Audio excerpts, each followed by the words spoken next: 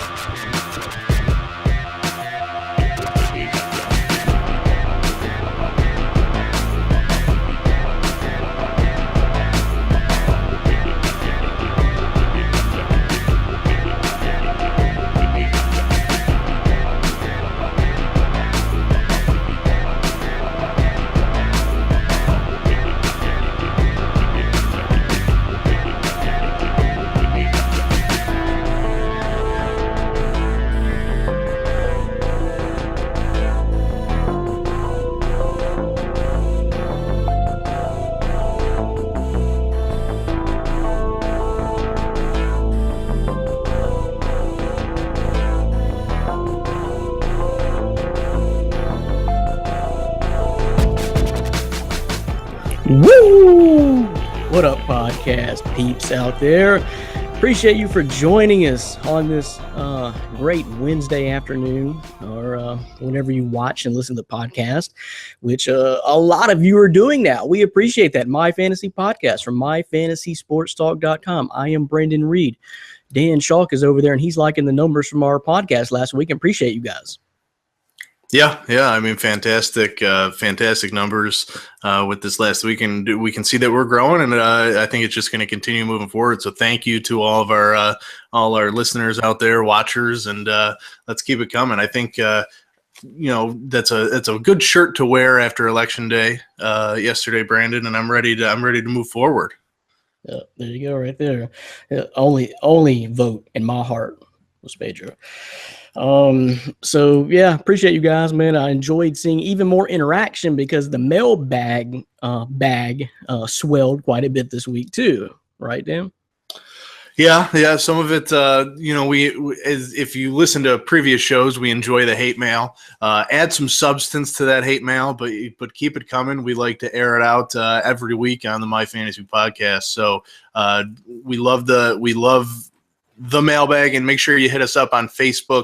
Just find us, My Fantasy Sports Talk, Twitter at My Fantasy Sports Talk. I'm at FF Sports Talk, and Brandon's at new_breed because he is the new breed. But get your questions to us in all sorts of ways. We've had some mailbags this week. Wanted to make sure how they could find us. So hit us up on all social media or just regular email, website. You know where to find us now. Yeah, and one of the things I wanted to say about the new people that submitted questions, we do have a new writer or submitter of a question, or probably even a new watcher to the podcast this week. So saying, hey, I just watched for the first time last week. So appreciate that, and you're going to get your question read right here today. We got it right here in front of us, and we're going to do it. That was actually Lee Gartman. So shout out Lee Gartman. Your question's going to be coming up a little bit later in the show for sure. All right. So what we're going to do today, we're going to wrap up the World Series talk because, we have to. It's Dan's team. He is still celebrating. He ain't been to work yet. And celebrating his Astros championships. We're going to wrap that up. We got baseball mailbag questions, believe it or not. I'm going to get into that. And then sad news about the passing of Roy Halladay. We'll talk just a second about that and wrap up the whole baseball season, I suppose, for a bit on the podcast, unless something else major breaks.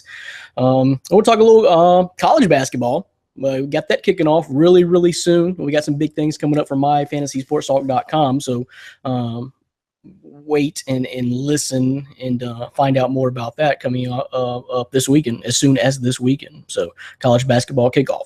MyFantasySportsTalk.com fantasy football league going great for some, not so well for others. We'll talk about that.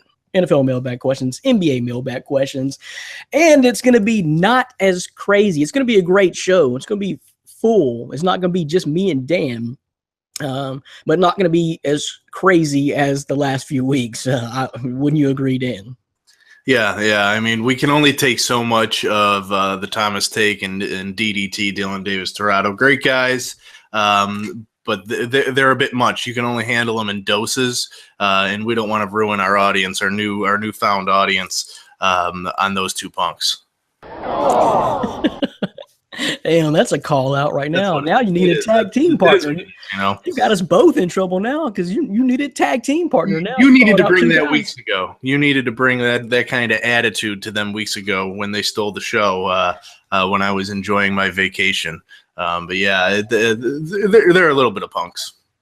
Listen to previous shows if you want to know what we're talking about. So it's my fault. I kind of let it get out of control, huh? I'm the a-hole here.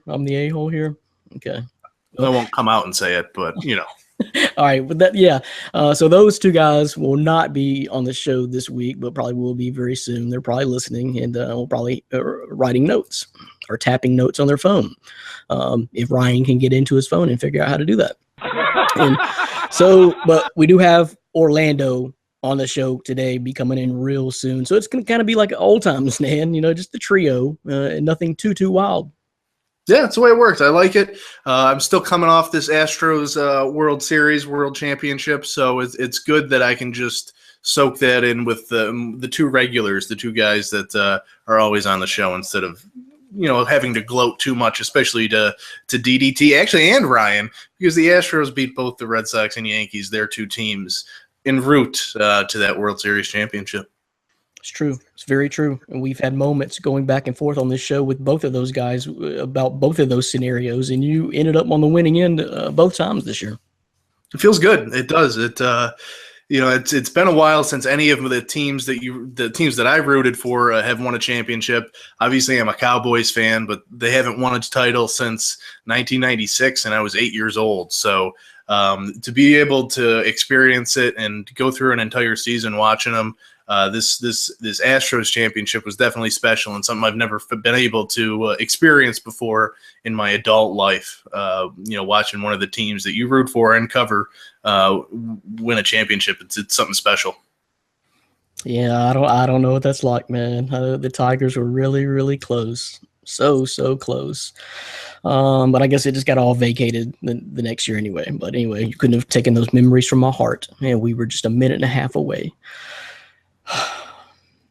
But at least you get to watch Mario Chalmers on the Grizzlies now. I mean, that's a good thing.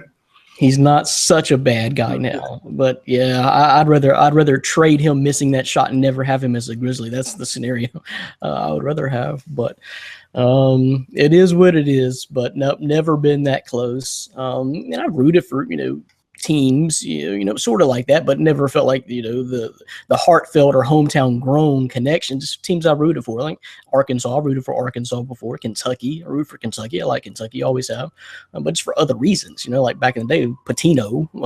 And just so you root for teams who you like, but man, I can't even think. Man, the Titans were that close. I've kind of felt a deep connection with that one. That one hurt, Dan. Yeah, that was that was a good one. That was my brother was a Rams fan growing up, so watching that Super Bowl, I actually experienced his eyes a nice victory for that. So yeah, you're not coming close to a championship. I don't think anytime soon. You're still some years away, especially in the NBA.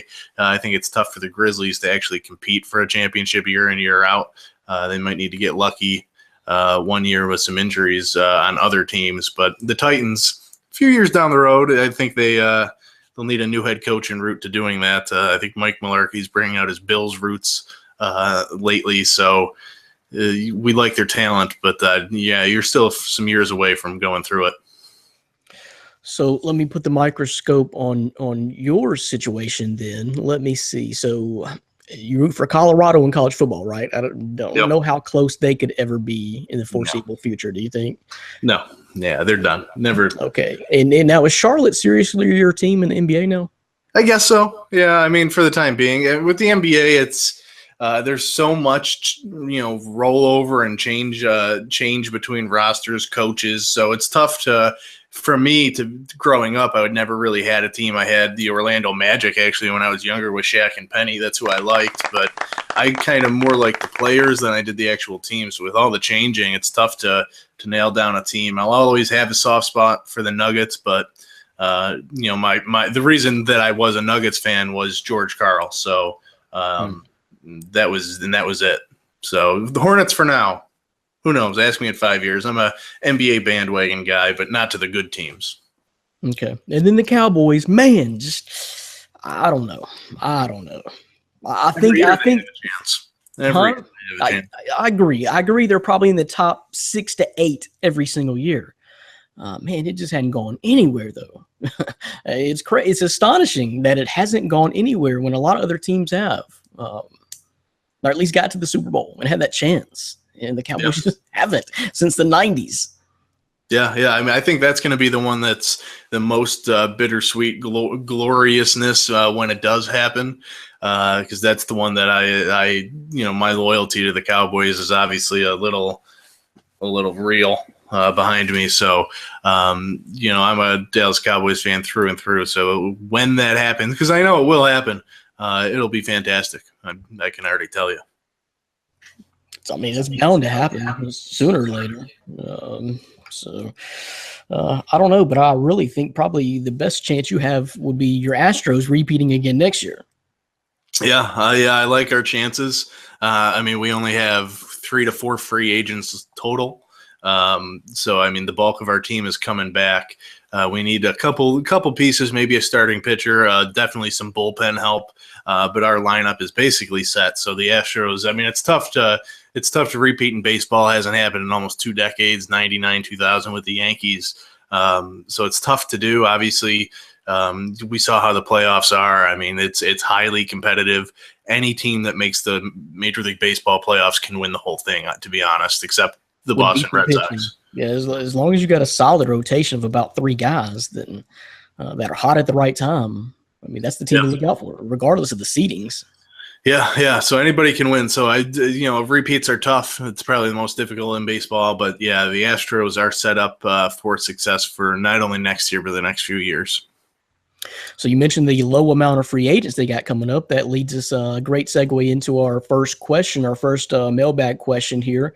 John McCumber wants to talk about MLB free agency. He knows it's coming up. I feel it's the most underrated free agency period in all 4 major sports, as a matter of fact. Who are you most intrigued by possibly switching teams this offseason? That was John McCumber. Dan, you had the piece. That's what I go by. Tell me your most surprising, though, or how John puts it, that you're most intrigued by.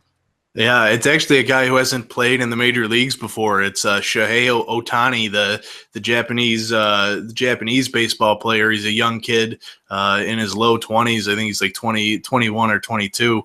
But he's a pitcher outfielder. He's kind of this first ever hybrid, and he's going to be coming over to the majors. He just signed with CAA sports agency, an American-based sports agent.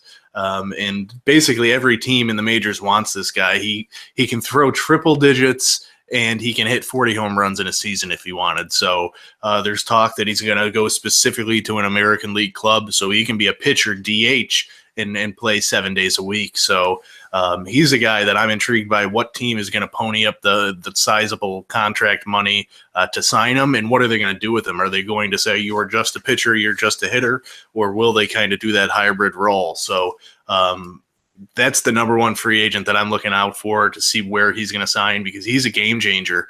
If he signs any length of deal, I mean, this kid he's in his prime now and he still has 10 years left, as long as he stays healthy, of being a top 50 major league player. So what was that name again? I'm about to write that down. What you say? Yeah, for fantasy baseball purposes. Shohei Ohtani, or however you want to pronounce it. Shohei Ohtani? Shohei SH something Ohtani. Sure, I got it. So you got that. Yeah. I got it. But yeah, I mean, he's going to be special, and I can't wait to see where it happens, because he's going to be signing within the next month, I'd say. Man, Okay. Well, then, yeah, you came way out of left field on that one. He ain't even on the list here, is he? So out of the list that you put out, though, that's what I'm looking at, guys. And if you really want to know and keep up with it, Dan has the complete list right here already up on the on the website. This came up a few days ago. So 2017, 2018 MLB free agency tracker is up right now. So out of that list, tell me, Dan, who are like the top 3 to 5 guys out of this whole list? A couple names. Yu Darvish, who just played in the World Series. He had a terrible World Series. Obviously, I'm as an Astros fan, I enjoyed his play, but he couldn't escape the second inning in either of his starts. But he's going to be a high-priced pitcher that's available. Wade Davis is probably the best relief pitcher, the best closer on the market. I actually expect the Astros to be pretty aggressive going after Wade Davis. Jake Arrieta is another name. A couple position players that are going to be high-priced guys, both from the Royals, Eric Hosmer and Lorenzo Cain. Those are two guys that I expect to sign pretty big deals. And the guy who's probably going to sign the biggest deal is JD Martinez, outfielder from the Diamondbacks. He actually came out today and said he's looking for a $200+ million contract. So. Baseball salaries and contracts are crazy, and I wouldn't be surprised if he gets something close to that. So those are just some names that are going to be moving teams most likely this offseason for high-price deals. John Lackey is up, huh? Yeah, and he said he will play in 2018. It was unsure. There was talk of him possibly retiring, but he said he does want to come back. 44-year-old Bartolo Colon is also going to be coming back to pitch another year. He didn't do so bad at the end of last year. Yeah, with the Twins. I mean, he kind of revived his career, but in the beginning of the season with the Braves, I think he had like a 10+ ERA, but it'll be interesting to see if a team does sign him, probably sign him to a minor league contract and have him work his way up into the rotation. See another one here of interest, Lance Lynn. That's another guy. The Cardinals tendered him the qualifying offer, so if a team does sign him, they do get a first-round draft pick in return. So it'll be interesting to see how that works out. All right, so you mentioned the 4 Astros. Yes, yeah. So I wrote a piece talking about how the Astros could repeat. Evan Gattis, I actually put in the piece as a free agent. Turns out he's in his last year of arbitration eligible, so he's probably going to be back with the Astros. But it's guys like Carlos Beltran, who's probably going to retire now that he won his ring. Tyler Clippard, a couple no-name relievers. So there's not too many guys of impact who actually played every day that are going to be lost. Basically, their entire starting lineup is under contract for the next couple of years, to be honest. That's what I was going to say. So how long are they? The bulk of it wrapped up for a few years. Yeah. That's the key. And that's why, I think that Astros are probably your best chance to celebrate a championship out of all the teams you root for. So. Looks good, but yeah, as far as the free agency, was it John McCumber? Dan's got the list, a complete list up here on the site right now, myfantasysportstalk.com. So just kind of wrap up the baseball talk. I think it was Monday, the news of Roy Halladay, Dan. Last night, yeah. No, last Tuesday. Yeah. Yeah, last night it kind of came out. There was a plane that was registered to him crashed, and there wasn't news until I actually watched the press conference at 4:15 p.m. Eastern. They announced it was Roy Halladay who was, tragically died in a plane crash in the Gulf of Mexico. He doing some research into the story after I found out he passed. Obviously, it was rough. It was a guy that I watched consistently, being in Buffalo, we got Blue Jays games a lot. So he was the ace of the Blue Jays for a long time. So I was able to watch his career and then, move over to the National League and win a championship with the Phillies. So it's a guy that I watched. So when I heard this, it was definitely upsetting and troubling, and just digging into it a little bit. He bought the plane, a month or so ago, and he was like, it was the happiest day of my life. This was, a reason why he retired is to be able to experience flying in this type of plane. It was an Icon A5. which is like a 2-seat, kind of a trick plane, tricked out plane that you can fly low levels, high levels, and do all sorts of stuff with. So, and in the article that I put out, his wife actually didn't want him to purchase the plane, tried to plead against him of doing so. So it was really saddening and kind of heartbreaking as I wrote the article and found out this info of what happened. But definitely a rough time, and you see the baseball community kind of come out and support Roy Halladay and his family. Yeah, that was a pretty sad spin to the story. Finding that out, because his wife was, just really strictly opposed to the whole thing, and him, I guess, even flying. And so I guess he was a pretty amateur pilot too. So, man, that's crazy. And was he even 40 years old? I think he just turned 40. Yep, he was 40 exactly. Wow. So, Roy Halladay, Philly's great, Blue Jays great. No, man, it's a sad story. Oh, yeah, something you said though, Dan, just kind of got me thinking here. Why don't you really support the Toronto Blue Jays? I mean, that's geographically the closest Major League Baseball team to you, isn't it? Or Orioles, or it's got to be Toronto, right? Yeah, but I hate crossing the border to get into Canada. It's a bitch. So, it's basically it. It's not a really good reason. But yeah, I mean, but it can't be a longer trip than to Houston. No, it's not a longer trip. It's just, I don't know, It's the Blue Jays. Come on, I don't know. Yeah. Canada and Buffalo, I mean, we're friendly. But there's some animosity. Like the Sabres and Maple Leafs are bitter rivals, and I don't like Canadian beer too much. I don't know. Put me on the spot there. I've never really thought about it. Yeah, I know. That's why I pointed it out. Like, man, but I don't have a track record of liking any hometown team. If that makes you feel any better, like the Bills, I stand them. So different things. I guess that is true too. All right.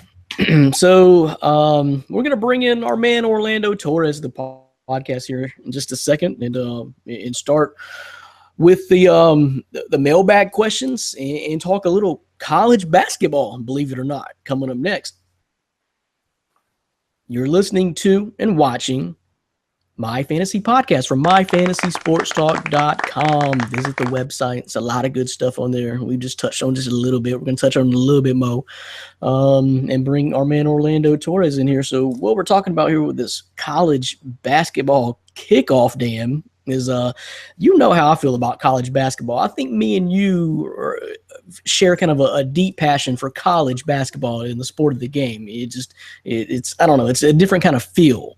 But that's my favorite sport for sure, is college basketball. And we're about to kick it off, and it's something a little bit different. Now, you mentioned before on a previous podcast that they weren't doing the ESPN marathon anymore, but it seemed to me like maybe is it now this new kickoff day? Because I looked at it, and I'm going to put out an article Friday morning detailing some highlight games, you guys, that I think are some of the key games from the first kickoff day. But in the article, I have pointed out, Dan, that on Friday there are 163 NCAA basketball games.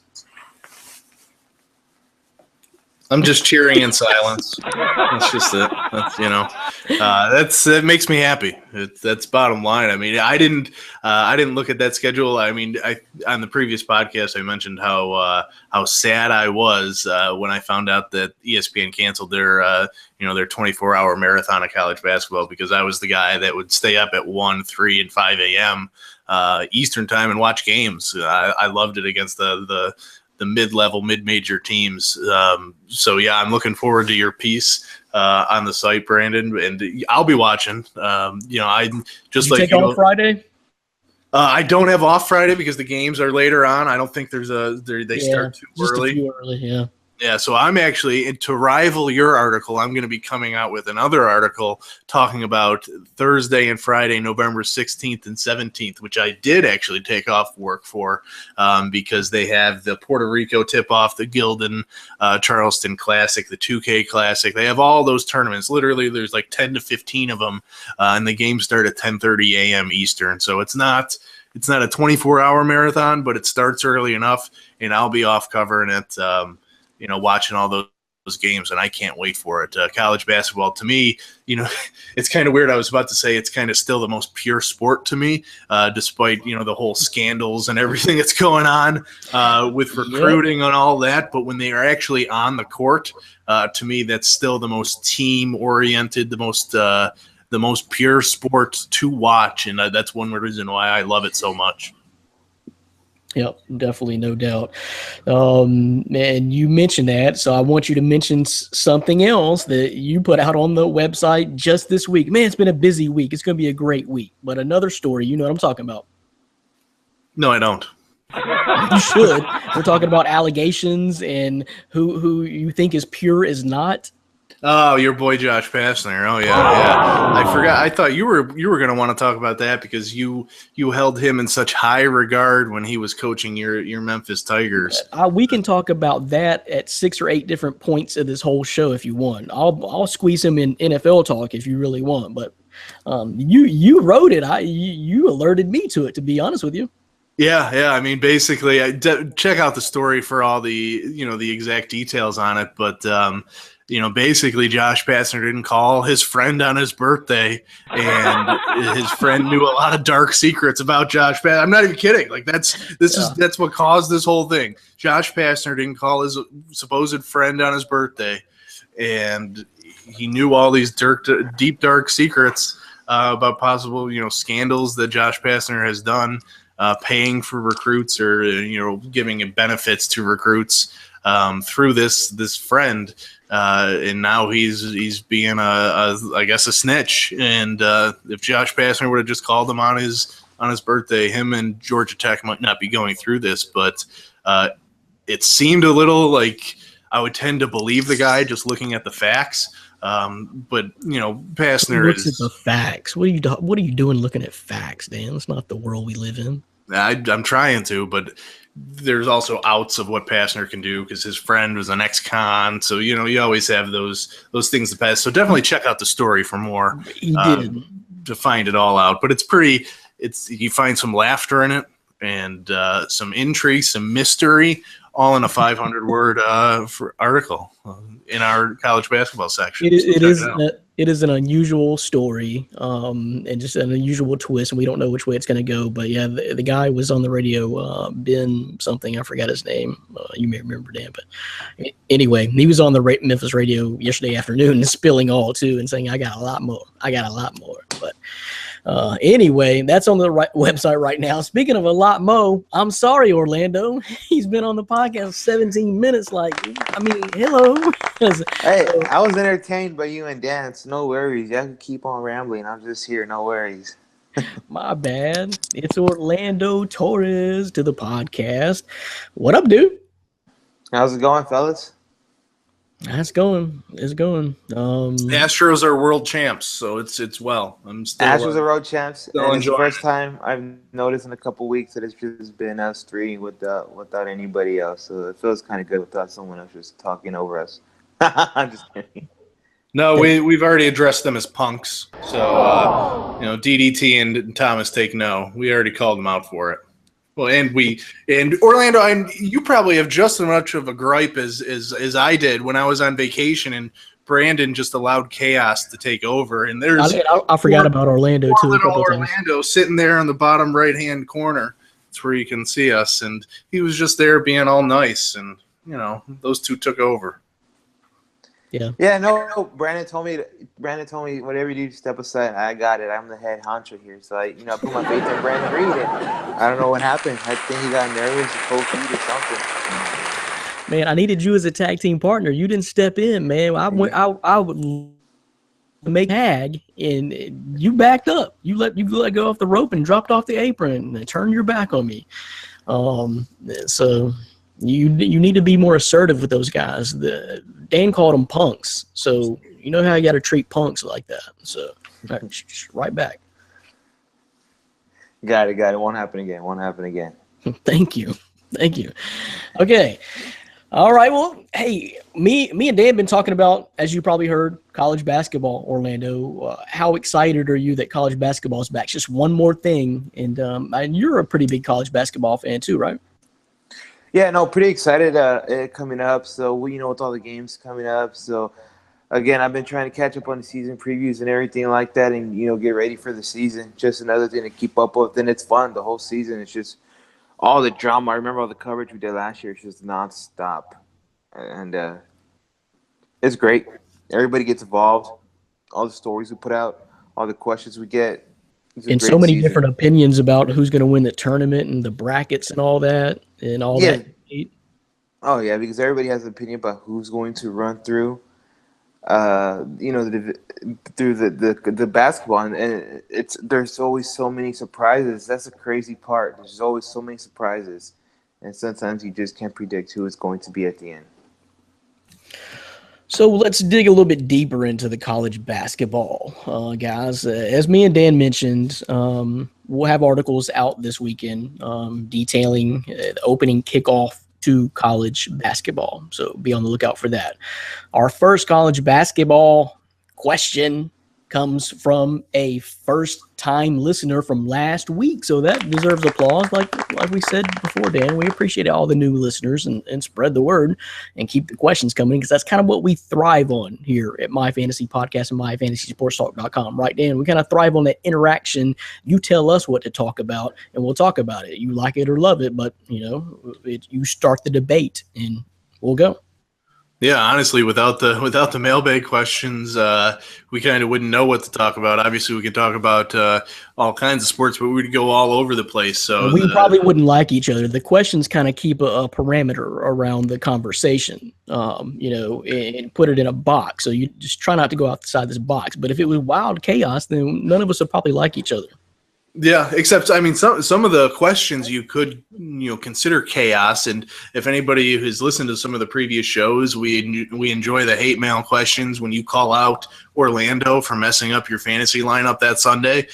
He enjoys hearing it. He likes that negative feedback. It makes him better as a person. So if you keep those hate questions, we all remember when Brandon Reed was pitching Eddie Lacy as an RB2 in fantasy football preseason. Andy Dalton, top 5 quarterback. So hate mail. There's nothing really towards me. That's the good thing with reading all this hate mail. But for those two guys, it's a plenty. So send it our way.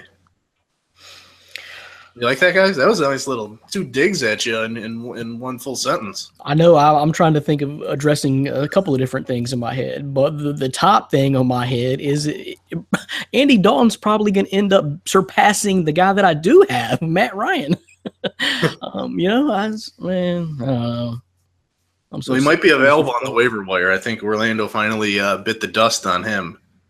You dropped him, right? Yeah. Andy. Oh yeah, I had to. When Jared Goff, bad chips. When Jared Goff is a much better prospect than Andy Dalton, then it's time for Andy Dalton to go off your team. But I'm sick of fantasy football. Let's talk about Lee Gartman's question. First-time listener last week of the My Fantasy Sports Podcast. Not sure if this is where I send the questions, but I will anyway. It don't matter. We got it. Appreciate that. Huge college basketball fan. Love Memphis and UConn. I know it's kind of weird, right? But they weren't always in the same conference. You got to remember. So I heard Brandon's comments on Tubby last week and how they're not going to be a tournament team, and I would tend to agree. But what about UConn? They were a bad team to watch at times last year, and is it a turnaround in store, do you think? And will you guys be talking college basketball all season long? Not too many podcasts do until tourney time. So, Lee Gartman, what do you say? What do you say, Dan? I want your opinion. We will be talking college basketball because Brandon, I, and Orlando. The 3 guys who like college basketball. I did some research for you on your UConn question. I did watch them a little bit last year. They did lose, obviously, Rodney Purvis, Amira Brita, two guys who kind of were those leaders of the team. So, Kevin Ollie's going to kind of be looking for other guys to step up, and basically they're dependent on their backcourt and their guard play. Their number one player, Jalen Adams, he's coming back, junior. He's their point guard. He averaged almost 15 a game, over 6 assists. So he's a guy that's going to have to take that step up and take that kind of Rodney Purvis closer type role. I see him kind of molding into Kemba Walker from a few years ago, kind of just taking the team on his back. And obviously, if you were a UConn fan last year, they were devastated with injuries. I mean, I think it was like 4 or 5 guys who were in line to be starters, missed time, and a couple of guys that are coming back after playing a total of 7 games between them. Terry Larriere, who's going to be the 2 guard, I think. Next to Adams, he's going to be a guy who only played in 4 games, but he's going to have 15, 5, and 5 type numbers. So it's very backcourt dependent. They lost a lot of front court guys. I think they have some JUCO transfers coming in and a couple young guys in their front court. So they're going to need them to step up. But to be a winning team and to be a tournament team, it's going to be all backcourt dependent. Yeah, they get so many new players. I think like at least 11 fresh faces that are either brand new or didn't really play much before now. So a whole new chemistry for UConn. And it's hard to say that, they're going to be in any worse shape than Memphis. I think Memphis will probably be in a little bit worse shape, I would think, but I don't know what UConn is. That's the problem. You just don't know what UConn is. UConn doesn't know what it is. Kevin Ollie doesn't really know what UConn is yet. So it's going to take a little bit of figuring out. But it's amazing to me that these two teams are really going down similar paths here, is really tradition-rich basketball clubs and programs that have had a lot of success lately. UConn, obviously more success, but Memphis was right there too. Just a stretch there of just dominant basketball. I think Memphis won more games than anyone in NCAA history over like a 4, 5, 6 year period, something like that. You got to think about it. They were just killing. But UConn's won the championship. But now UConn actually had a worse season than Memphis record wise last year. They were, I think, 14 and 15, 15, 16, something like that. And Memphis was 19 and 13. Well over 500. It just didn't mean anything. They weren't quality wins. But I got faith in these guys. I do have a lot of faith in Kevin Ollie, and I have a lot of faith in Tubby Smith, the 2 guys with rings on their fingers. So I trust those guys. You got to work through the process.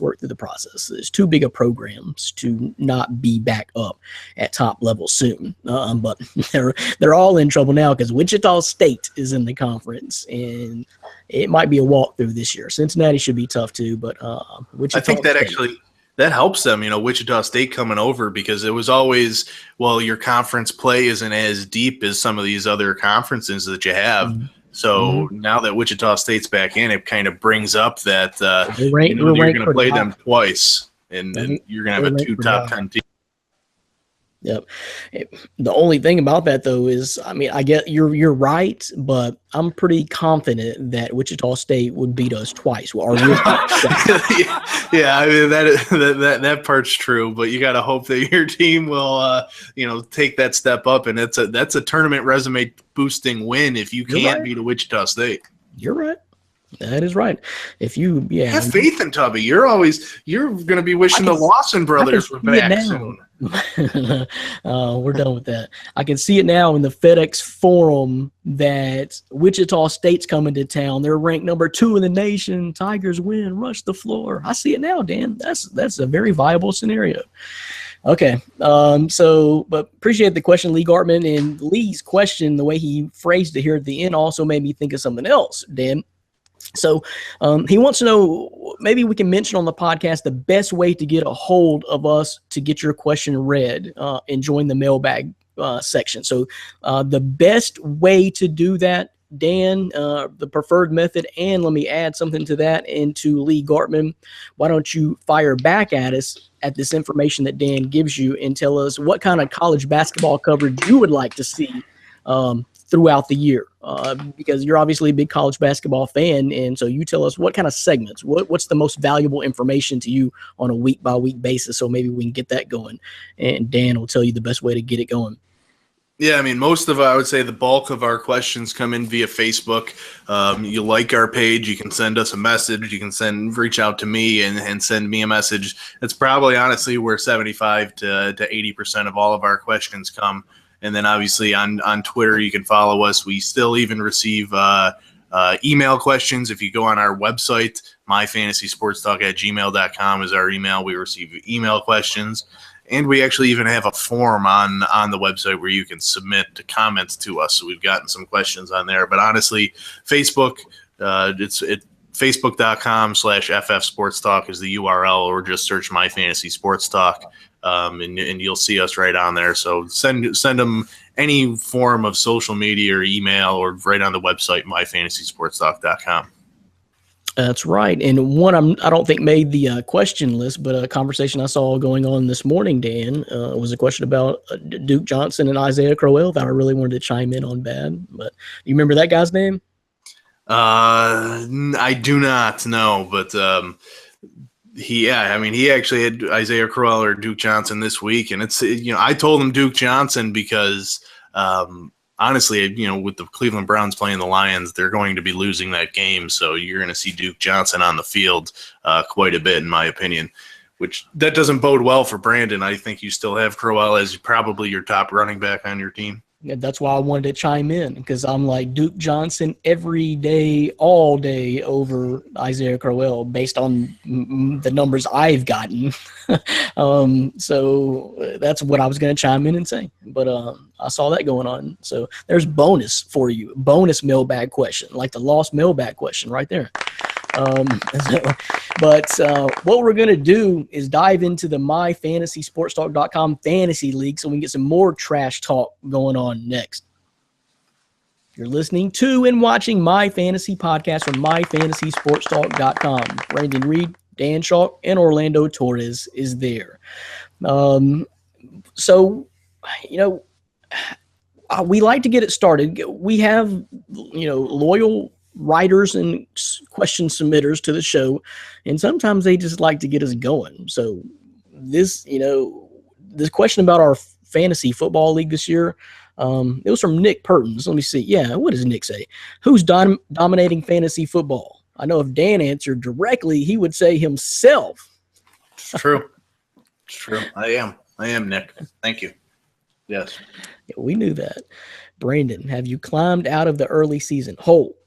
No more last place for Lando. Fill us in. Go Grizz. Nick Pertins.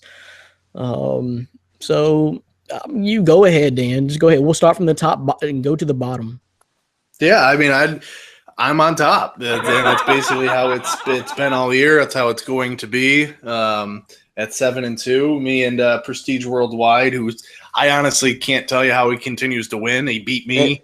He does. He wins, but his team isn't good. And if I play him in the playoffs, I'm confident I will get my revenge. But yeah, I mean, it's me, and then it's a bunch of people just looking right up at the top at the champ. So good luck to you guys. You can lead it. Actually, I don't even think. Am I going to be the only guy on the podcast in the postseason? Is the question. Yeah, I think I am. Yeah. I've had some horrible luck with some running backs, so. Well, the thing is, in our division, the standings are pretty crazy. So I'm literally like a game behind from the two guys in front of me. So let's see what happens. I'm right behind Jim and Kobe. I'm not too sure about new breeds over here. No, you ain't got to look at it. I'll tell you. I'm 3-6, and there's only 4 games left, so I've given up. But I'll talk a little bit about our game last week when I played Romo the dog, whatever your name is. That's my fantasy name and my dog's name. Yeah, that was your team. Where I get the name from. You got a couple different names. I think you call yourself last year's champ in basketball, which is so conceited. So conceited. Well, here's the thing: when you are the champ from the previous year, and there's new people to the league, and they want to know who to look up to, and why is that person dominating everybody else? And they can just look at the team. And last year's champ, oh, okay, well, this guy's good. So Okay, I guess I did the same thing with the ring. The ring on I'm going to take it. Avatar, and it hadn't gone. Is that still there, or did you take it off? I'm riding. I'm going down with the ship. So anyway, we'll talk about when I played Dan Schalk this week. You got lucky, Dan. You got lucky. You know, add just a little bit of friendly advice. Your team better sharpen it up a bit because, if I would have pulled off that game, and I was just an Alshon Jeffrey move away from beating you, big time, really.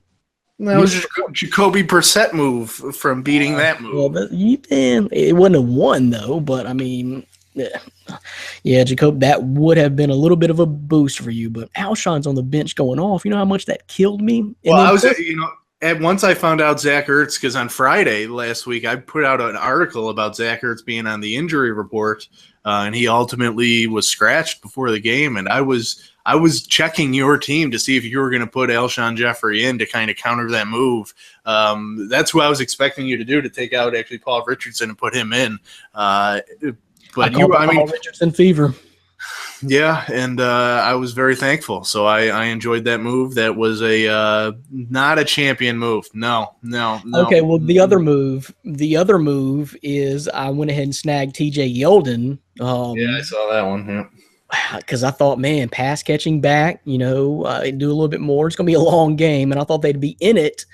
And in place, I took out Rob Kelly, which I had every right to do, but he would have been the better move, it turns out. Yeah, I mean, that's tough when you have, I think he had under 15 yards rushing and 2 touchdowns. So Fat Rob was exactly that, fat, and he just got a couple yards to get a touchdown. So that's tough. You can't really, I don't blame you there. Yeldon was the better play, especially with Fournette being inactive on Sunday as well.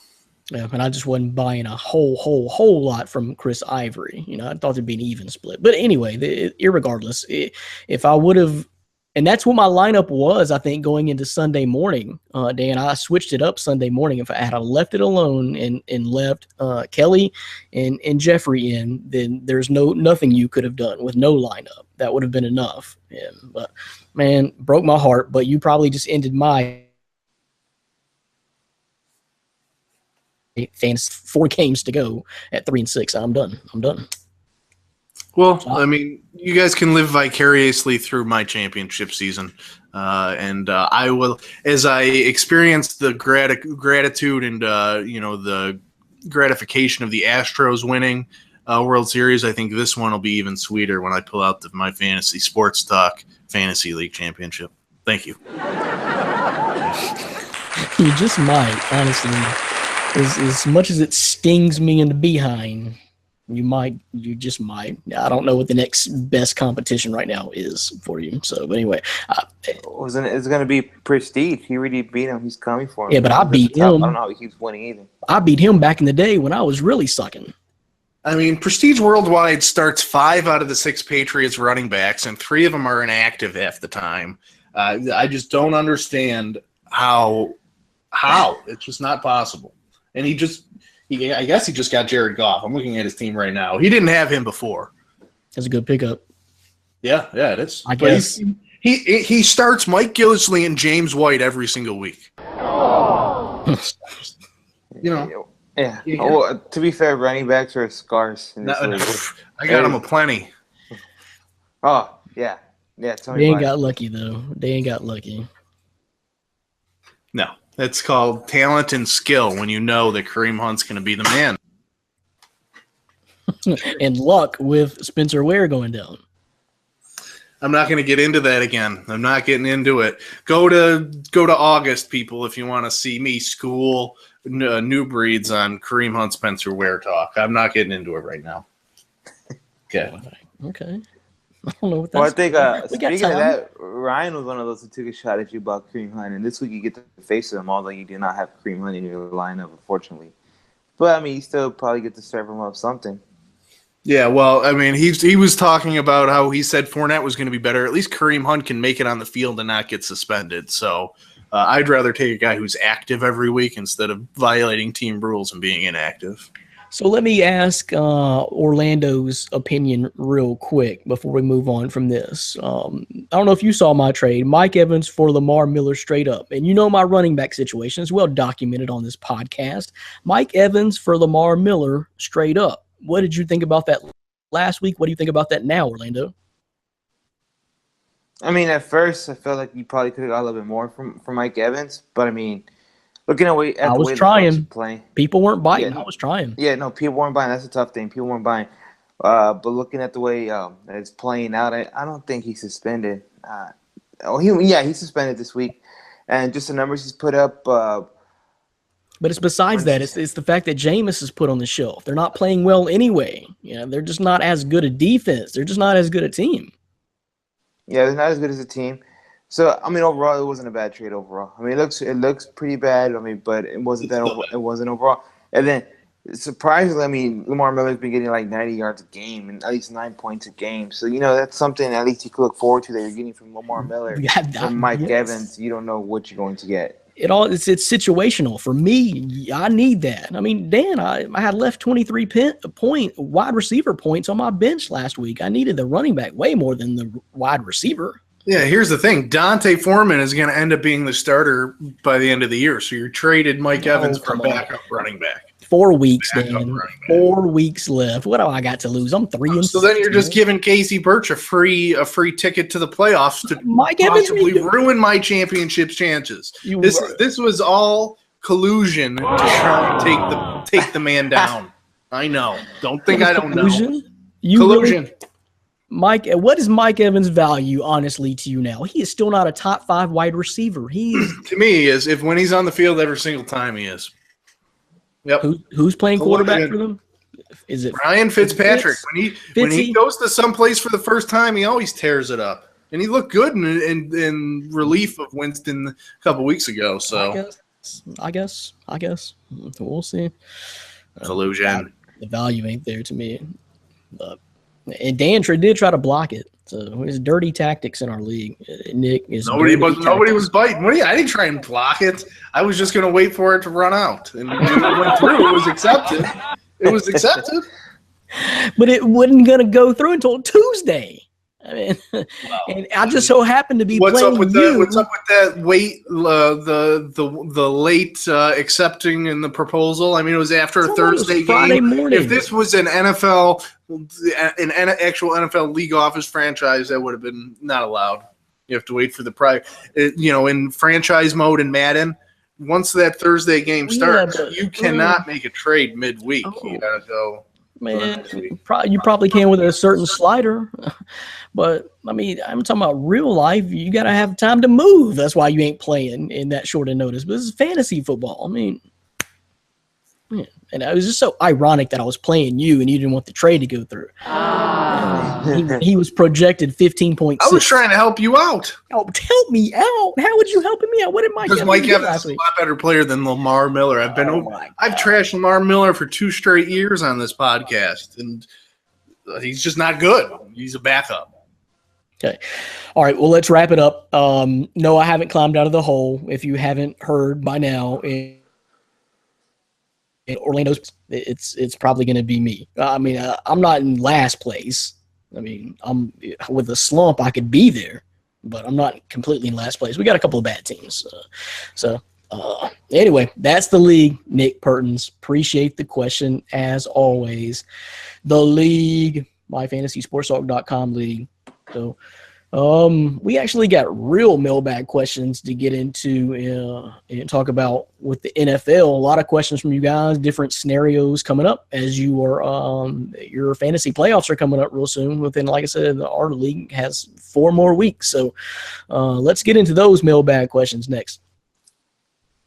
You're listening to and watching My Fantasy Podcast from myfantasysportstalk.com. Brandon Reed, Dan Schalk, Orlando Torres is here. The Calm Crew, just the trio, the original posse. Hello? Guys? Go with that. No, I thought you were going to keep going. Guys? I thought you were going to keep building on that. Oh, man. Okay. Y'all build for me, handing it off again. The tag, I'll reach for the We tag, were and it's leaving not you there. hanging after that Lamar Miller trade. Just, I'm not over it. Collusion. I'll go pretty close to making a guarantee that Lamar Miller outscores Mike Evans the rest of the year in fantasy points in our We'll league. see. We will see. We'll see. Okay. But anyway, the first real question here is from Rick Gold. Is Will Fuller droppable in a 10-team league? Don't want to deal with Tom savagely effing with my team, says Rick Gold. So droppable, I might would seek some sort of trade to see if someone's just high on Will Fuller and try to get you a bench player that you like better before I just absolutely drop him right now. But we're approaching that territory pretty soon. I'm not sure that he provides consistent fantasy value now because, man, it's a big drop. And they signed another quarterback this week too, didn't they? I don't know. It doesn't matter. They had TJ Yates, I think they signed last week. It doesn't matter. The Texans aren't going anywhere without Deshaun. Who signed Josh Jackson or Josh Jones or whoever it was this morning? The guy who had played, huh? Not a clue. Y'all didn't hear about that? That's how irrelevant that guy is because I don't even know who you're talking about. That conversation Jones, Jimmy. Jimmy. That opens up a whole different conversation here because, yes, Josh Jones, Josh Jackson, whoever it was that was signed yesterday, hasn't played or thrown a snap like since 2011. So, Jimmy don't know who you're talking about. It was a Seinfeld reference there. It went over your head. The Jimmy. Okay, when they didn't have Google back when Jimmy was selling shoes. But anyway, all right, y'all look that up. Again, that opens up a whole different can of worms. But anyway, back to the question at hand. I don't know about that. I mean, I don't know if it's going to be consistent value there. I don't know. Do you think he's droppable, Dan? Completely droppable? So I'm actually in a 10-man league. It is a keeper league, but I have the waiver wire here of who's available on wide receivers in this 10-man league. Cooper Kupp, Robbie Anderson, Robert Woods, Mohamed Sanu, Marquise Lee, Jamison Crowder, Terrence Williams. So, I mean, some of those names like Robbie Anderson and Marquise Lee, I would probably trust on a weekly basis more than Will Fuller. But, I mean, looking at Fuller, he was so touchdown dependent this year. I think he had 15 total receptions and seven of them were for touchdowns. And that was with Deshaun Watson at quarterback. So, he's with Tom Savage. Yeah, I would probably say he's droppable, but like you said, maybe try to move him via trade first. But if there's definitely a better option on the waiver wire, go for it.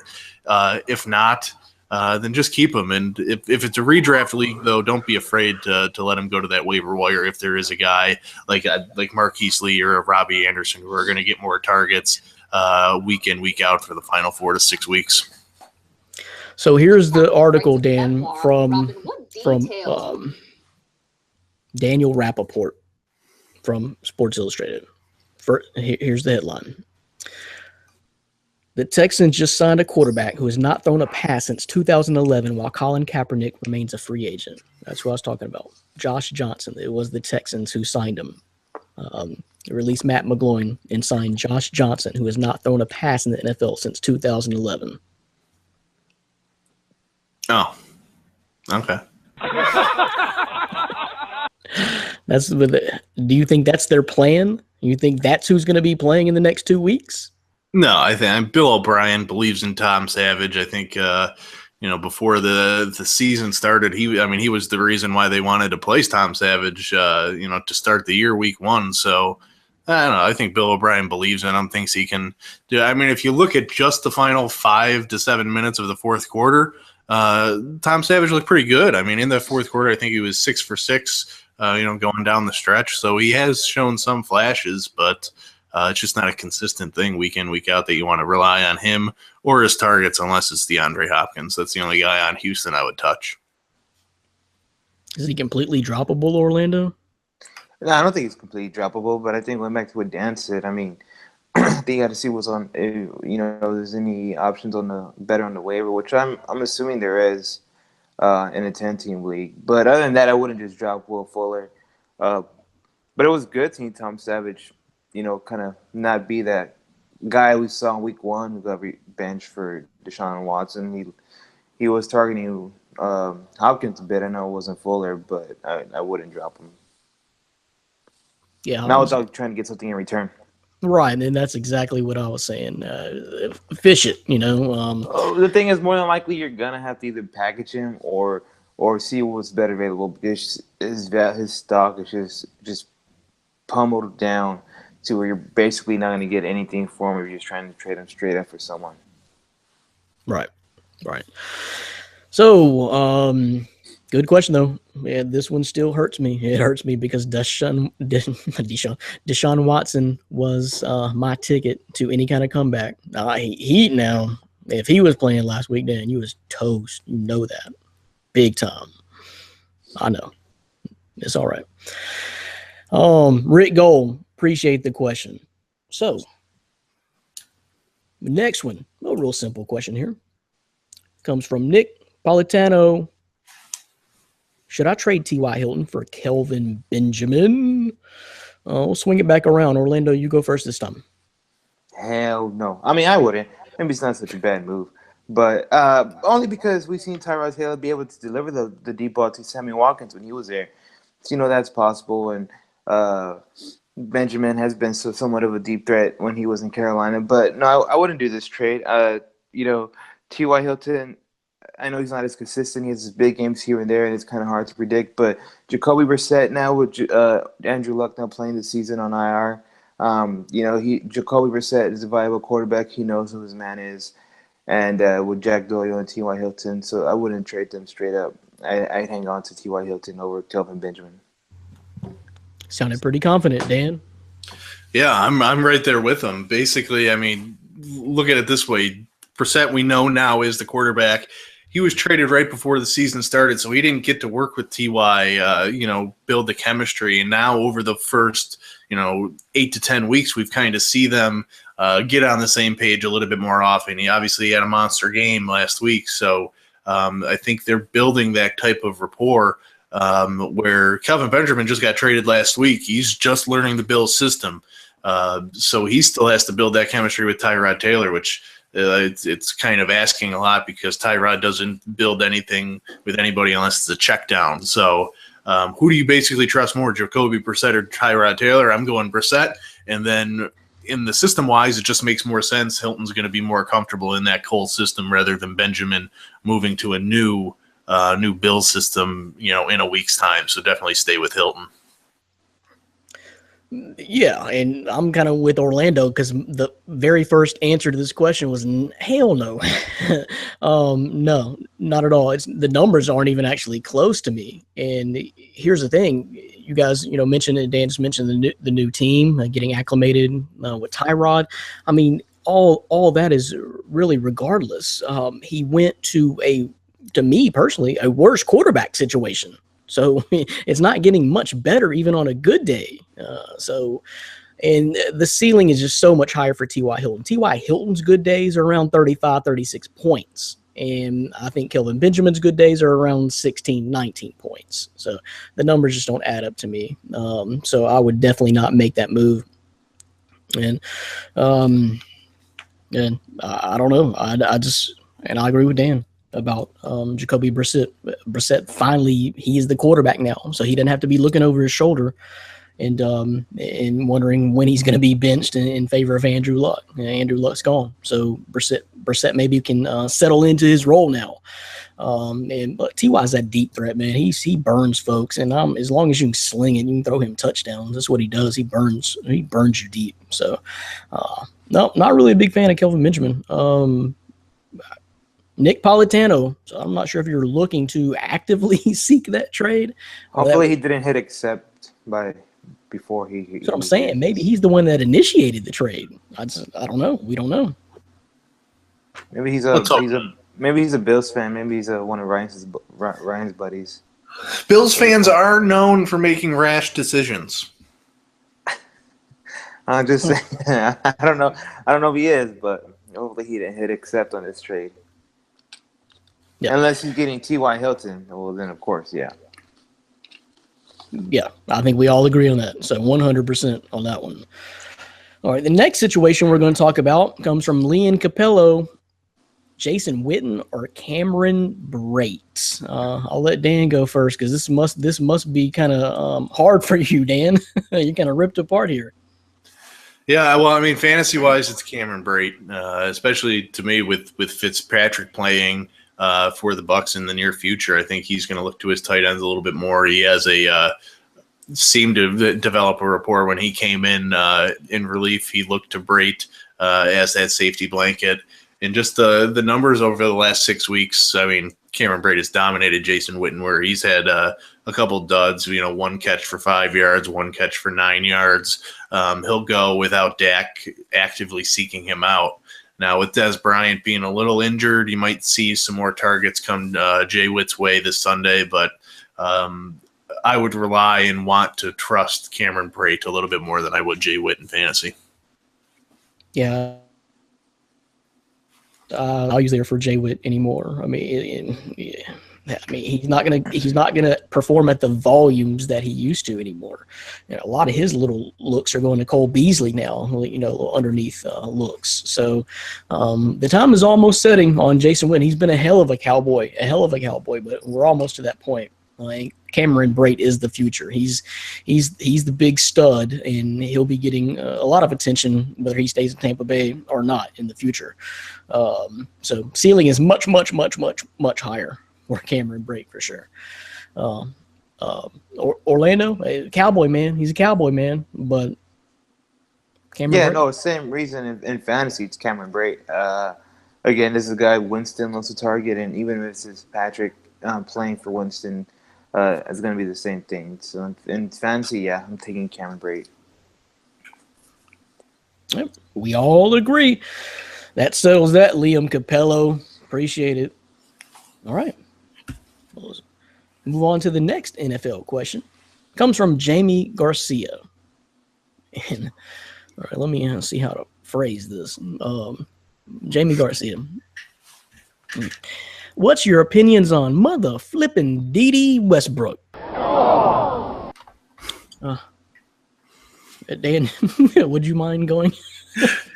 I was high on him coming into the year. Obviously, he spent time on IR, getting hurt in training camp, and missing, the first 10 weeks of action, 9 weeks.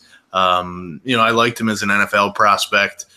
He's a guy who in his Oklahoma career, I think averaged 25 or more yards per catch, which is insane on the amount of catches he's had. So he's definitely a solid player.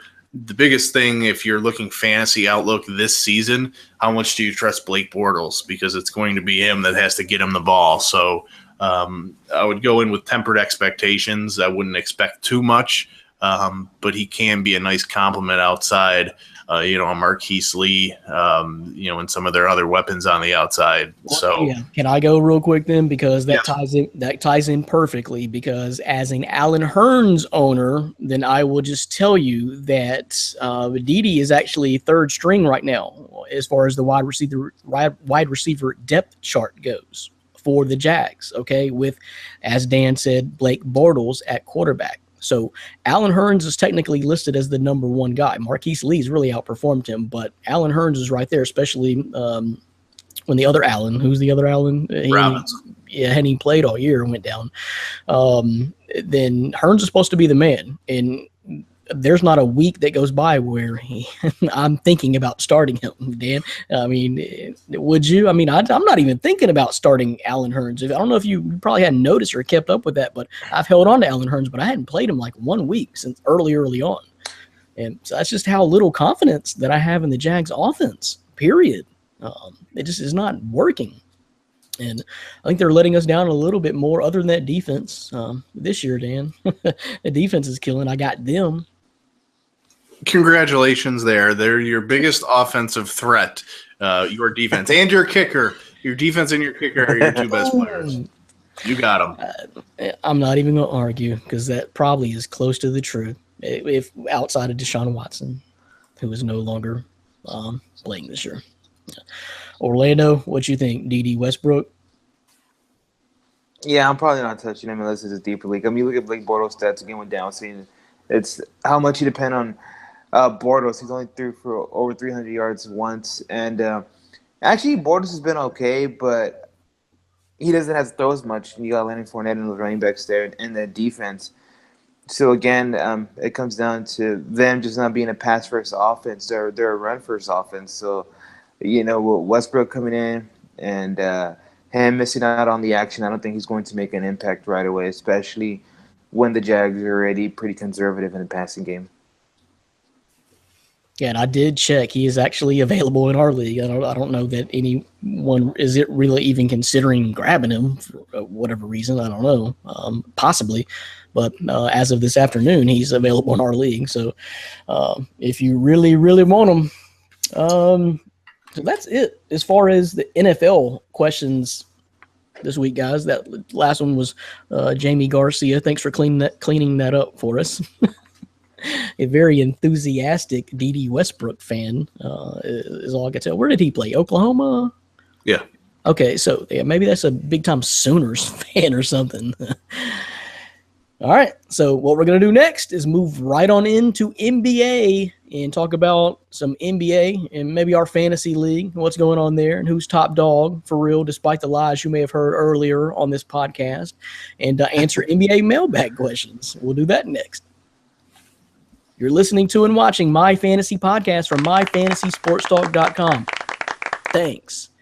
MyFantasySportsTalk.com, WBLZSports.com. Check us out on YouTube, which many of you did last week, and we appreciate that. Facebook's big. So check us out on Facebook or Twitter or at the Twitter. Any method you want. So, NBA. Orlando, Dan has already proclaimed himself the NBA fantasy champion for the second year in a row, I guess. I guess he knows. Someone didn't tell him that he's already got a loss. Yeah, no, I think Dan's just ready to shut everybody out. I mean, I can't say nothing. I had a rough going to get him this past week, but I am 2-1 in that league, so I got a little room to talk. I know it's still early. I'm not completely at the bottom of the barrel. But to say he's just going to be crowned champion, I won't say that right away. But I will say, Dan, I hate to say it, but pretty solid roster. I will say that. He really got 543 points on, against Dylan. But then again, Dylan probably didn't start some of his guys. So I don't know what to say about Dylan there. It's okay. I do have the best roster. Thank you, Orlando. And I can proclaim it because, if you see the domination that I'm doing right now, New Breed, you don't want to play me because you'd be going down. You don't want to play me. I'm not scared of anybody. I'm the undefeated team here. I'm probably not going to lose a game. Well, if you played me either of the 3 weeks, you'd have lost. You already got a loss. I don't. So I don't know how you're dominating. Ooh, because I'm scoring hundreds of more points than everybody else. Except for that one person out of the 3 you've played. Yes, exactly. Okay. But if you add it all up, hundreds higher. I'll be honest with you. The first or second week, I didn't even set my lineup the rest of the weekend because I was up by 1,000. Well, sounds like you need to be committed, and you're not. So, man, get committed. I got the best roster, man. I'm sorry. You need to study the league. I got the best roster. Yeah, Giannis Antetokounmpo. He's averaging like 70 for me. Yeah, but now that with this trade, his value is going to go. Eric Bledsoe better not screw this up. He's screwing it all up. Just like he screwed up the Suns. We're going to have Eric Bledsoe questions real soon if this thing goes south. I'll promise you. We already do. Okay. Where are we? Are we talking NBA? Okay. So the first question comes from Dave Lax. And this is a good one because I'm not sure none of us have really even talked about this. Thoughts on the Bledsoe-Monroe trade, good or bad for either team? Go ahead, Dan. I want to know your opinion real quick. I mean, I kind of like it for both teams. I think it was a pretty fair deal. I mean, for the Suns to be able to get, not only Greg Monroe, but I look at that first round pick as probably more valuable than Greg Monroe. But you're getting that from a guy who was basically a cancer. I mean, he was a guy who wasn't going to play for the team anymore. Was shunned from the facility, from the team, suspended indefinitely. So for the Suns to be able to turn around and get a profit for him, I like it. Great point. So how does that benefit the Bucks? The Bucks needed a point guard. I mean, Malcolm Brogdon is your starting point guard. He's not a point guard. I mean, he's a defensive specialist who can give you something on offense, but he's not your main ball handler that you want to go with your offense. Obviously, you had the Greek Freak do a lot of that, but they still needed a point guard, and Bledsoe filled that hole. Where now they kind of have a 1-2 punch offensively. Bledsoe can drive the lane. And you still have Antetokounmpo, Greek Freak there, and the shooters like Chris Middleton on the outside that you can kick it out to.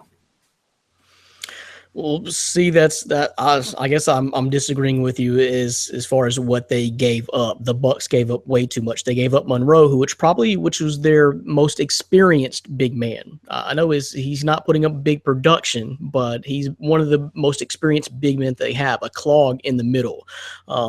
And a first and a second round pick for Eric Bledsoe.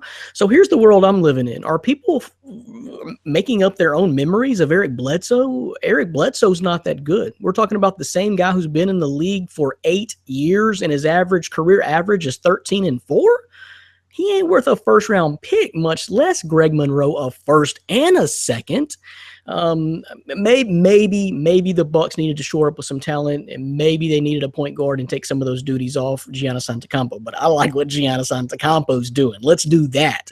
And if you're going to spend that kind of money and talent in picks and future away, then do it for maybe a replacement for Greg Monroe, a bigger piece than Greg Monroe, or maybe another wing shooter, something like that you need in today's NBA, a poor man's Kevin Durant or something like that. You don't do it for Eric Bledsoe. Am I crazy? Orlando, is Eric Bledsoe got that much value? Well, I see your point. Maybe if he's going to a bigger market, being that he went to Milwaukee, and Milwaukee's not really a place to land big free agents. So if they get a guy like Bledsoe, I could certainly see why they do something like that. They're one of those teams that kind of have to build the team through the draft. They're going to sign some key guys, but they're not going to get the big names that you see in free agency. So to get a guy like Bledsoe, I see why. So why trade away a first and a second round pick? That's even further piles on top of that argument. I think they just want to change these things up. I get it. A first and second round pick. They're trying. And like Dan mentioned earlier, I kind of like it. I do like it for both teams, but I want to see how the Bucks handle it because without Giannis on the floor sometimes, the Bucks kind of look like they don't know what to run. They depend on him a lot. I want to see what they're able to do with Bledsoe. I mean, it could easily turn around and they get snake bitten by this. But ultimately, I want to see, how it works out. Bledsoe, I know he's been in the league forever, but, so he's still relatively young. He's going in a new system. So, hopefully he could turn it around in Milwaukee because they're one of those young and upcoming teams in the East. So hopefully it works out for them. And then I didn't even mention what Dan mentioned before about the cancer in the locker room, and then what you just said, Orlando, about it coming back and possibly biting you. I didn't even mention that. That's just another added layer to it. I hate the fact that they gave up so much. He's not worth the first round pick, much less. Okay, Greg Monroe and maybe the second. Okay, I'm letting that go without raising an eyebrow, but a player in a first, a second round pick for Eric Bledsoe. And I was astonished when I looked at the numbers because I thought his career numbers would have actually been better than what they are. But it was not good. It's not great. So, but I think if you're the Bucks, you also have Jabari Parker coming back off that ACL injury. So he's gonna be a 4 through a 3 to a 4. So he's gonna take some of Greg Monroe's minutes. You still have John Henson there, so you still have some big. I think they had a load of front court players, so they're relying on. I guess Thon Maker is going to be their top center. Yeah, he's their starter, anyways. So I get it from the Bucks' perspective, and not only that, but Monroe had a high salary, so they unload that from the books as well. So I think the Bucks want to secure a top 4 seed, and they're determined to do so. And I think ultimately this Bledsoe trade makes them a better ball club and a more legitimate threat in that Eastern Conference that really only has, Boston, Cleveland, Washington, and then that's basically it. So if you can compete with one of those, and you have the next LeBron James, Giannis Antetokounmpo in If he Milwaukee. stays. So I hope Eric Bledsoe doesn't run him out of town. you just better hope that his fantasy value stays where it's at, because if you get it, don't score as many points on me on a weekly basis with the Greek Freak doing that, what are you going to do now that Bledsoe's there? That's hard. So, and I forgot at the moment, but Dellavedova, man, I would rather run Dellavedova as my backup point guard than to give all that up for Eric Bledsoe. I'm staying put. Man, I don't like that. I don't really like that. We'll see. Just don't mess with my value. Of Giannis. But damn, do you think he's going to mess up in the locker room, Dan? I think he's probably happy to be out of Phoenix and in Milwaukee.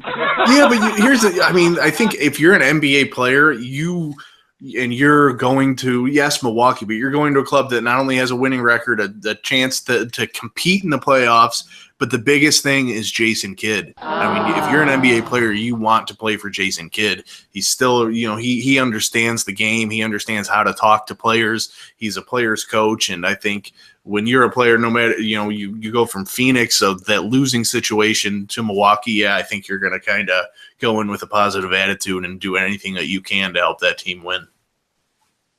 Yep. Well, I guess. But that last question was from Dave Lax. Appreciate it. We'll see what happens to the Bucks. I'm not liking it for the Bucks just for what they gave up. So we'll see what happens. The next one comes from Dong Yu.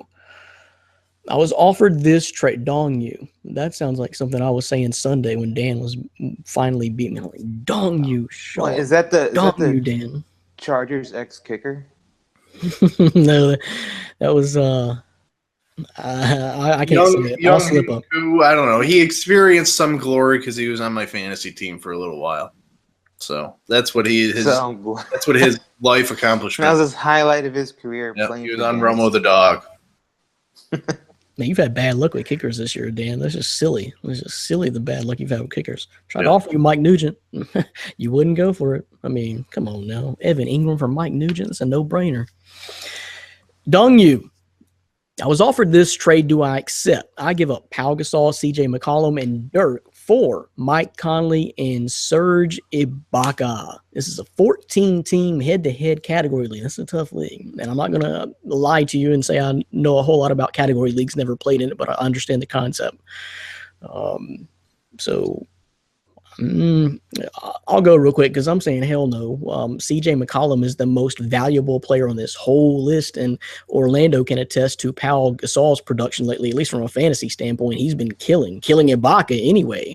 And then Dirk is just bonus, whatever he's got left. But you're giving up 3 guys, and the combination right now, as it stands, if this kind of production maintains, the combo of Gasol and McCollum is going to kill Conley. Because I'll tell you this about Conley: when the Grizzlies do fully get healthy, he's not going to be that every night killer.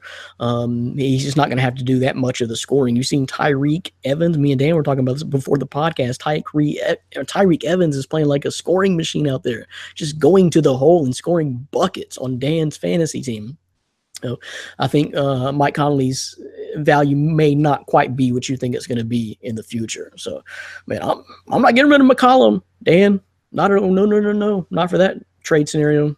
Yeah, I mean, when I first saw this, I was like, okay, I'm probably going to lean Conley Ibaka, and then I looked at the actual numbers, and I mean, when did Pau Gasol get out of the retirement home and start putting up some baskets? And not only that, but he's rebounding 8 rebounds a game, 4 assists. I mean, Kawhi Leonard isn't playing. That's when Rudy Gay is shooting. Orlando's going to have to fill me in here because, I mean, Pau looks like last year, he just wanted to warm up a nice tall glass of milk, read a book, get a blankie on, and go take a nap. But I mean, this year he's actually coming out like, holy crap, Mark is tearing it up in Memphis. Maybe I got to do something. But yeah, I mean, looking at their numbers, it's hands down. You keep with what you got here, 3 versus 2. You keep your 3 because honestly, I mean, even Dirk is putting up some numbers.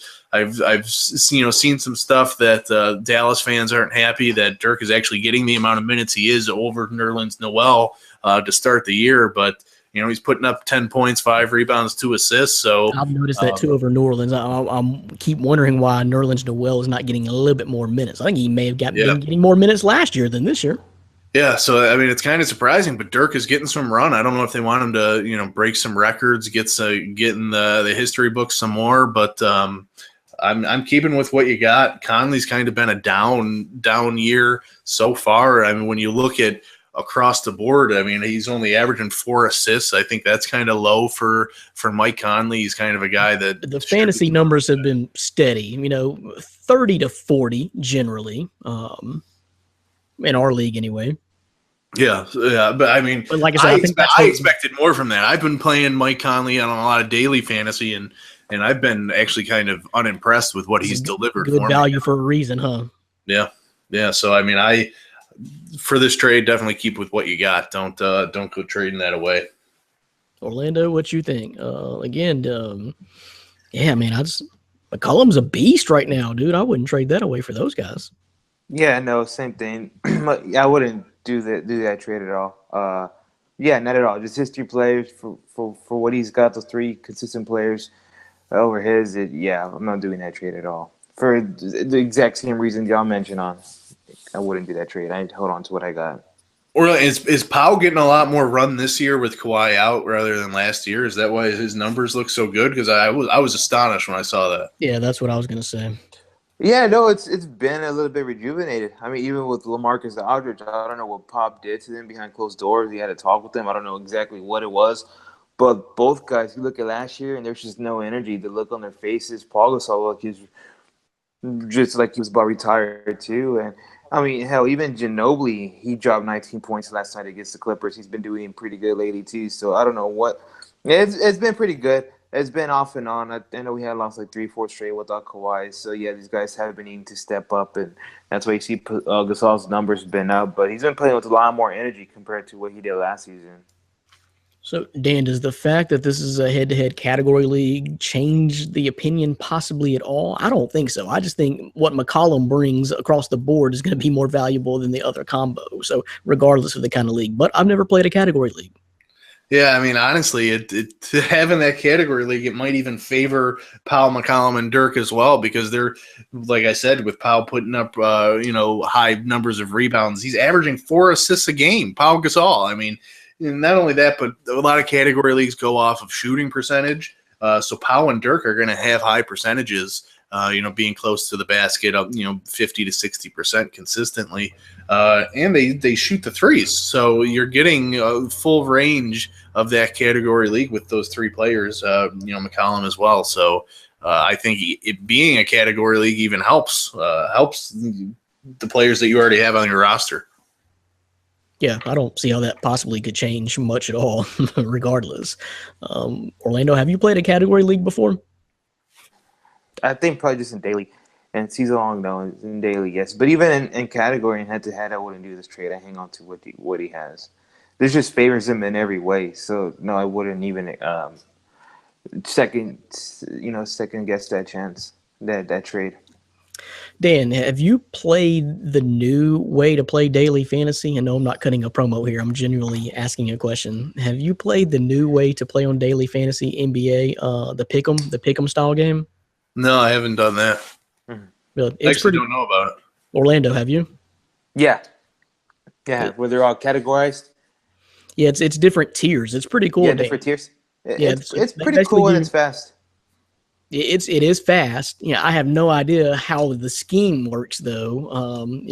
I don't know. The math of it seems a little sketchy to me. I don't know. It just seems like you'd have a lot of the same combinations if the same guys are picked, which is somewhat possible. But anyway, the way it works, Dan, is just it's 8 tiers. So you basically get 8 players to choose from, but they give you a list of only 4 or 5, and you got to pick which one you want through each of those tiers. So Well, what I like is it helps you budget a little bit more because they're already Well, categorized by it's tiers. automatically budgeted for you. You don't get a Yeah. choice, So one tier, Dan, may be like third, fourth tier or caliber type players, or say like the $4,000 or $5,000 players, range on daily fantasy. So, and then in one tier, that's what you got to choose from. On the other tier, it may be Kevin Durant, Steph Curry, Giannis Antetokounmpo, or James Harden. So yeah, you just have to pick. So it's pretty cool. You should check it out. But it depends on the game, man. But I know McCollum went off last night on my Grizzlies.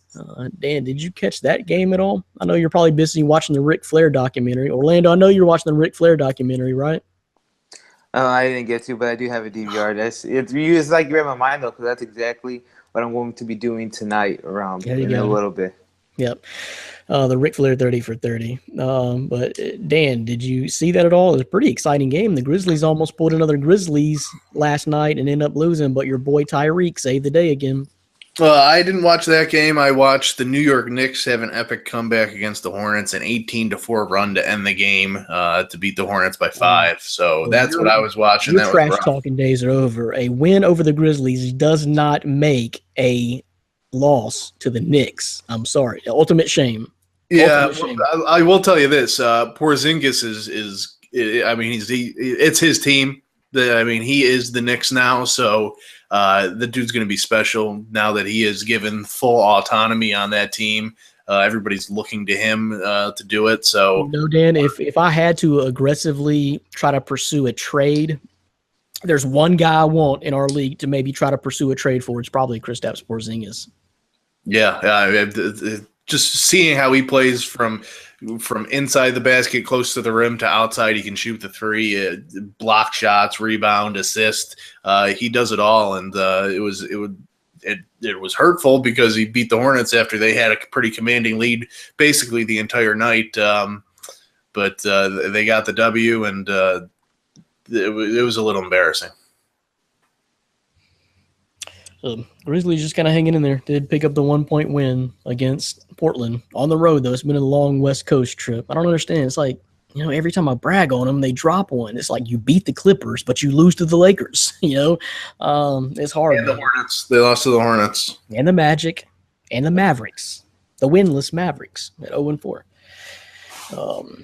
So after just beating Golden State and Houston twice, then you lose to the winless Mavericks. I don't know. I guess a lot of chemistry still being worked out there on the Grizzlies, I guess. But what's your official report from San Antonio right now, Orlando, on those Spurs? It's been a little off and on. We're still without Kawhi. I guess it was a little more serious. Pop is holding on steady to him. There's some speculation that. And again, it's just speculation. None of it, I don't know. None of it doesn't mean necessarily it's true that Pop wants these guys to learn how to play and win without Kawhi. Looking back to the way last postseason ended, because they did rely heavily on him. But at the end of the day, they've gotten into a bit of a rocky start, losing some like 3 or 4 games consistently. But you have seen some better play, and obviously they still got some ball movement. So. I think at the end, the Spurs will still be there. The Spurs will still be the Spurs, and I'd rather have Kawhi sit out. This is a serious matter for to come back healthy when we really do need him at that full strength.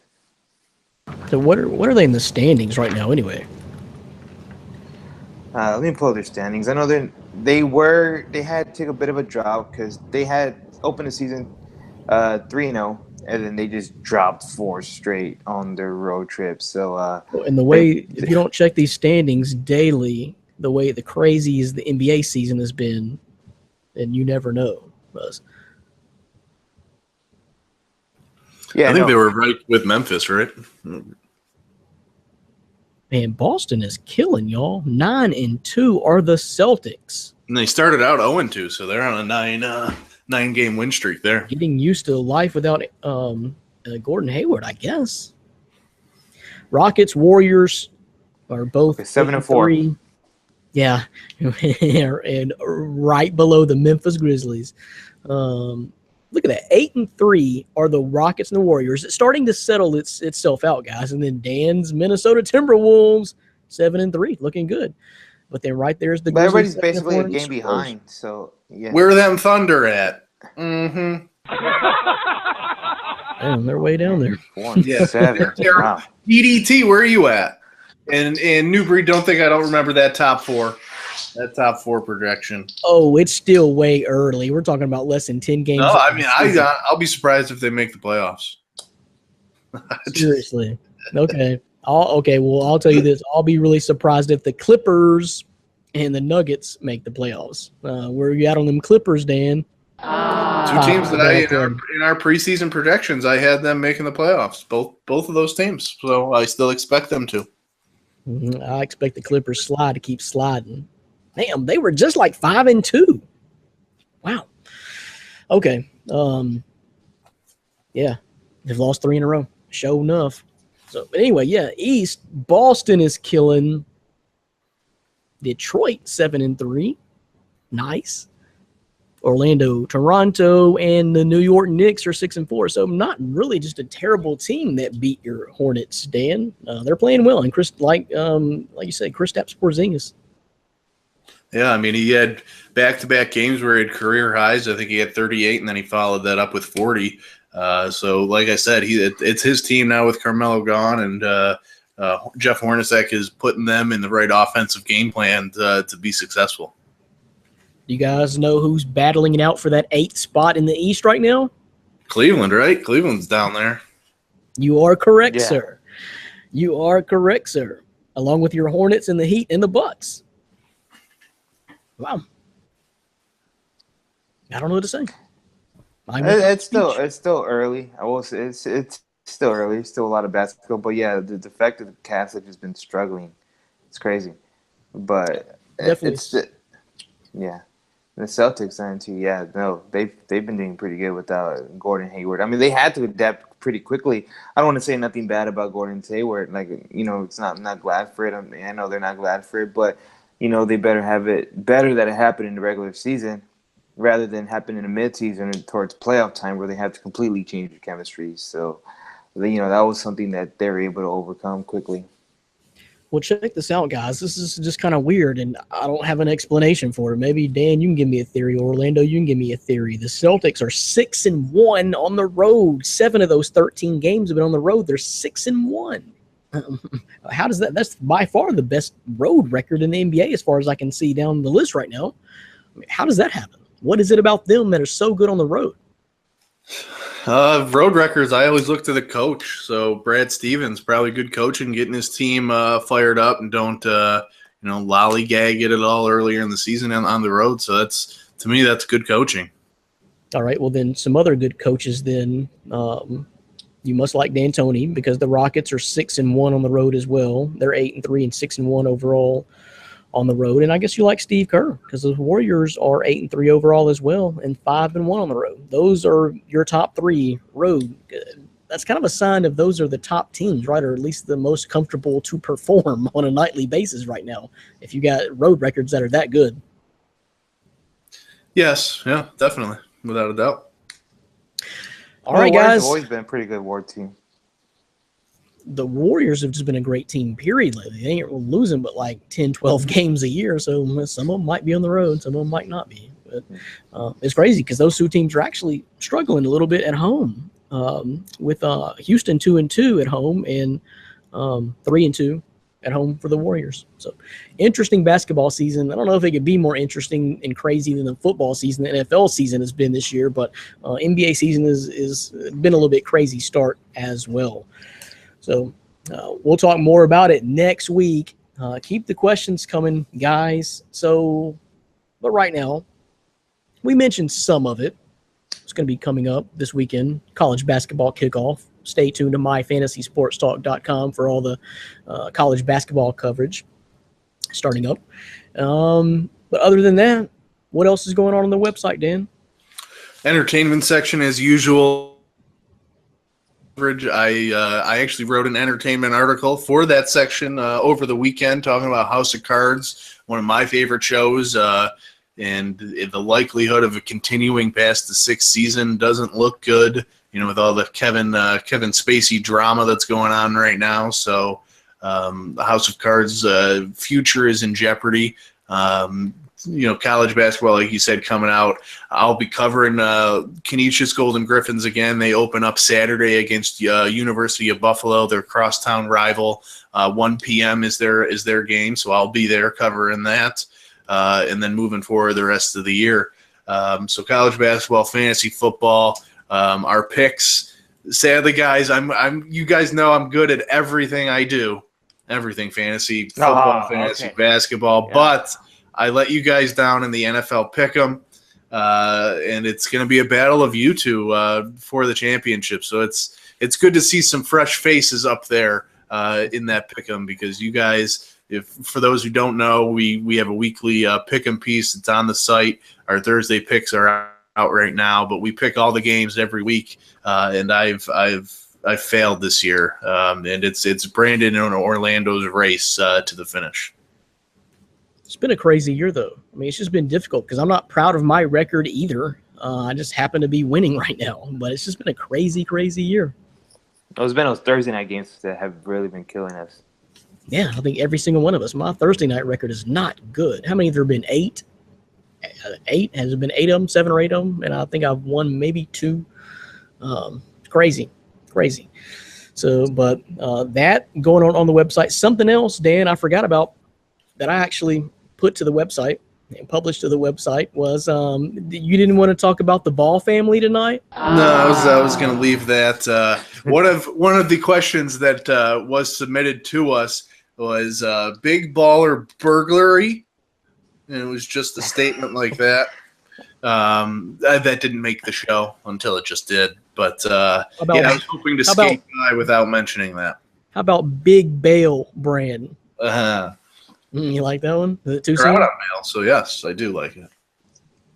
So, but anyway, the story goes is LiAngelo Ball and 2 of his teammates were arrested in China for shoplifting at a Louis Vuitton store, and apparently China takes the stuff seriously.